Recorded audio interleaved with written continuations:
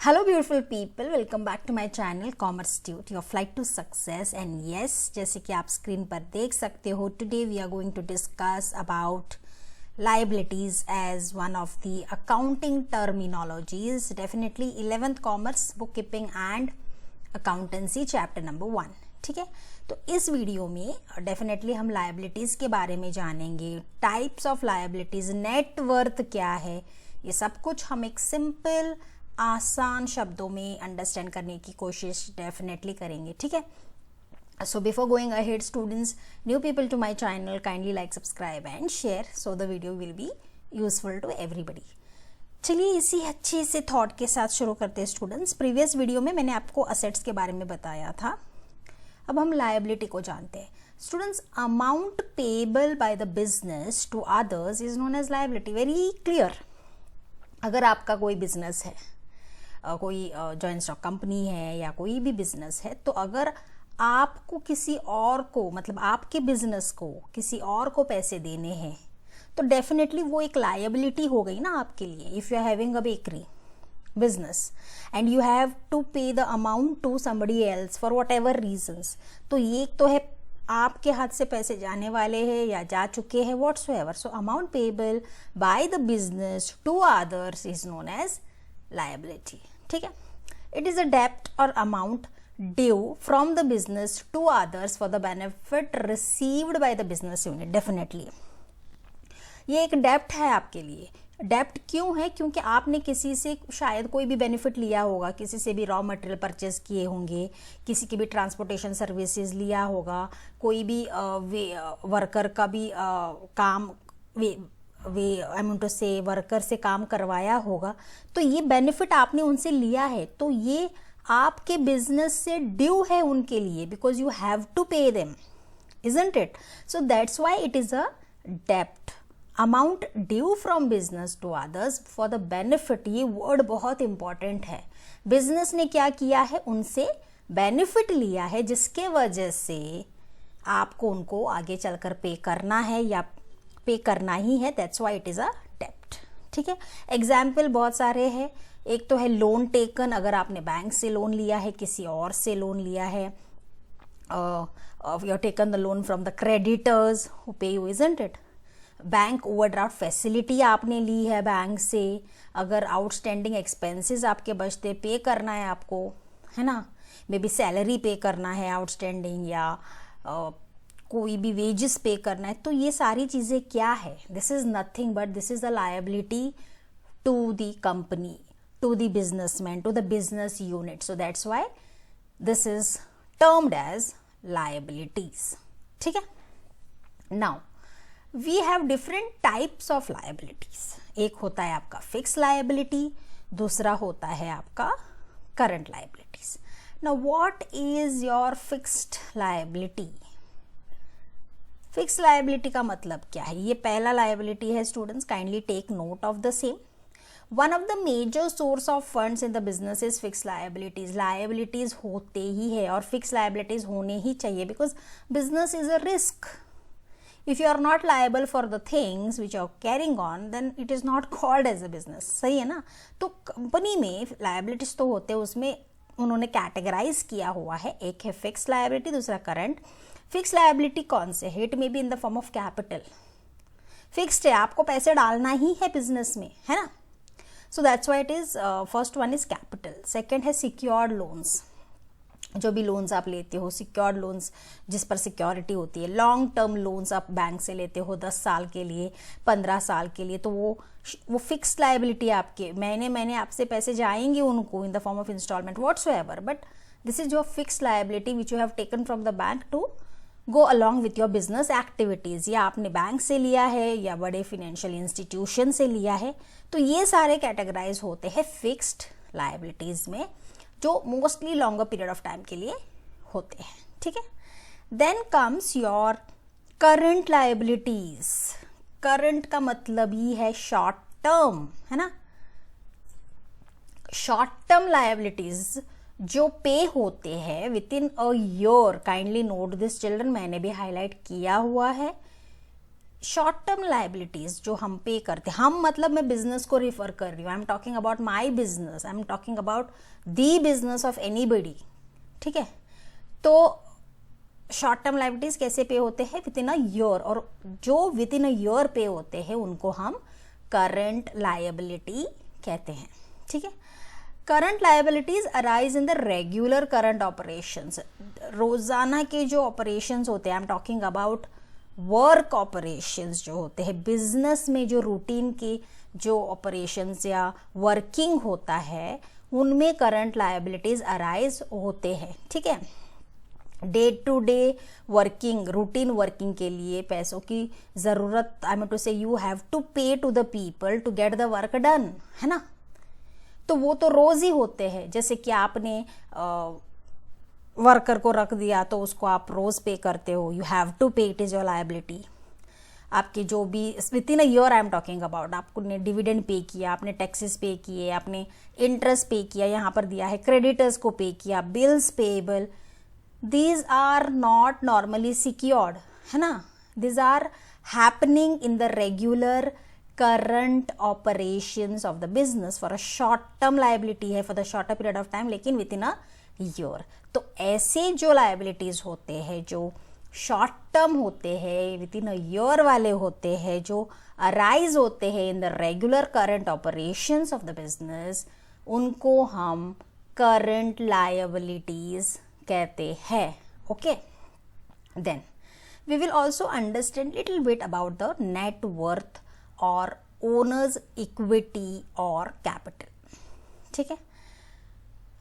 Net worth, another word for net worth, they have said owners equity, they have said capital।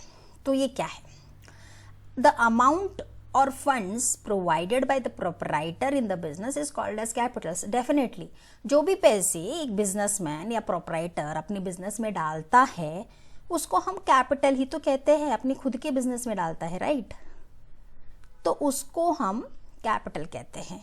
As well as आप अगर बोलते हो कि excess of assets over liabilities of the business is also called as capital.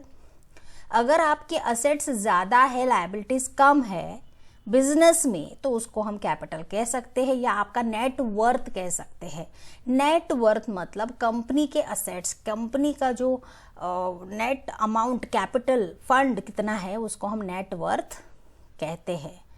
यहाँ पर उन्होंने assets को ज्यादा बताया है और लायबिलिटीज को कम, which is a good sign in the business definitely. तो लायबिलिटीज को अगर हमने माइनस कर दिया, जो बचता है आपका assets, that is your total capital ना, that is your net worth, ठीक है। सो नेट वर्थ में क्या इंक्लूड होता है? नेट वर्थ में इंक्लूड होता है आपका कैपिटल एंड रिजर्व्स, ठीक है। Capital can be in the form of cash और in kind also, but it accumulates your या एकोमोडेट्स योर कैपिटल। ये फॉर्मूला आप देख रहे हो यहाँ पे in the box. Net worth, another word for net worth is your owner's equity भी बोलो और कैपिटल, और this is how it should be calculated. Owner's equity capital को हम फॉर्मूला के साथ अगर जानेंगे तो वो होगा total equity, that is assets minus liabilities, that will give you capital, isn't it. Term दूसरे तरीके से देने की कोशिश की है लेकिन मतलब तो वही है। So you have to remember this. Owner's equity मतलब capital is equal to total equity, assets minus creditors equity, that is liabilities. You should not get confused with the net worth or owner's equity, so because it is another word for capital, और capital का क्या है formula? assets minus liabilities, जो है owners equity equal to total equity minus creditors equity, ठीक है।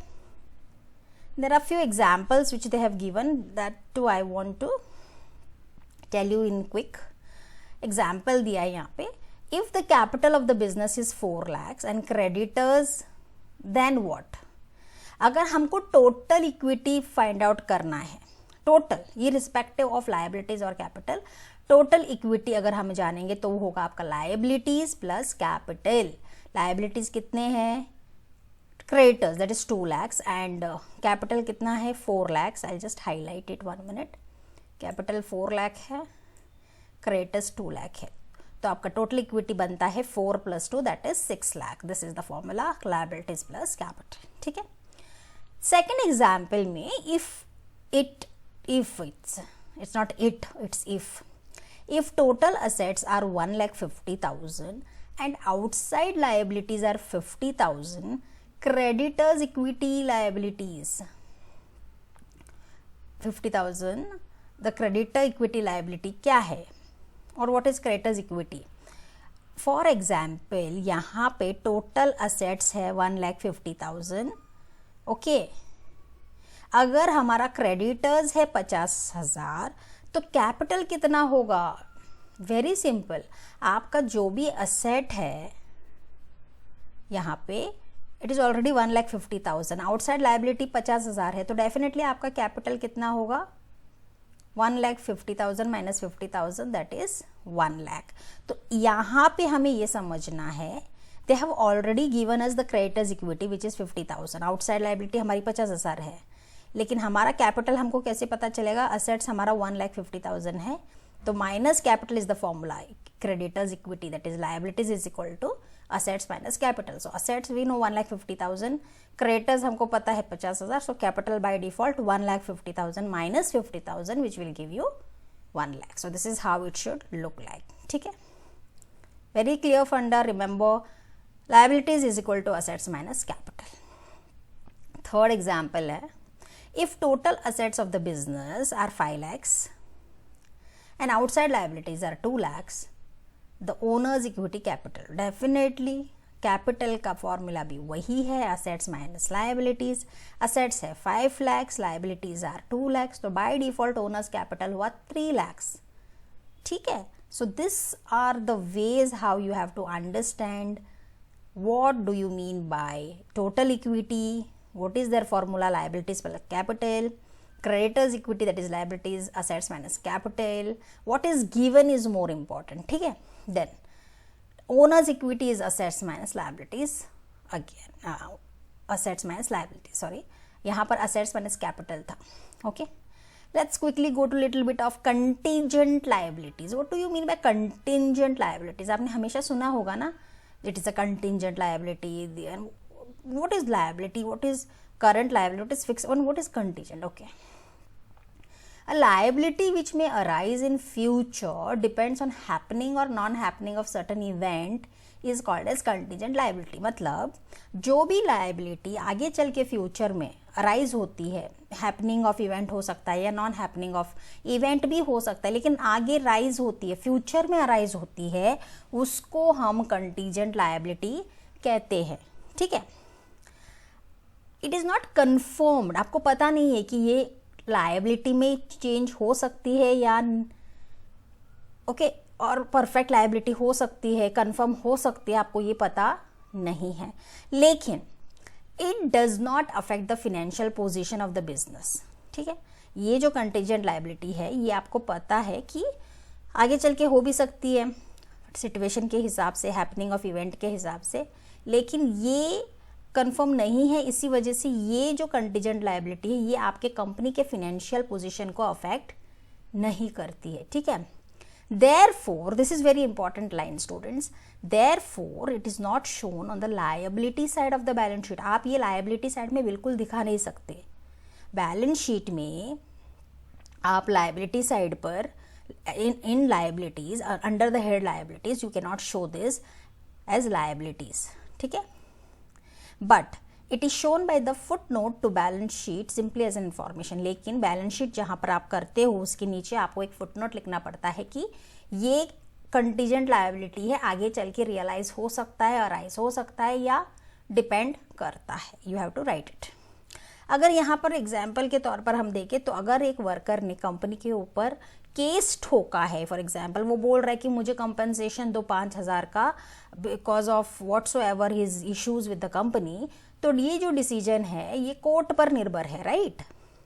Case की तारीख चलती रहती है and it is pending in the court, company and the worker both are dealing this matter in the court, तो ये एक लायबिलिटी है कंपनी का, लेकिन it is not realise, case कौन जीता है कौन आ रहा है अब तक क्लियर नहीं, it's going on, so it's a future liability for the business on the happening of the court.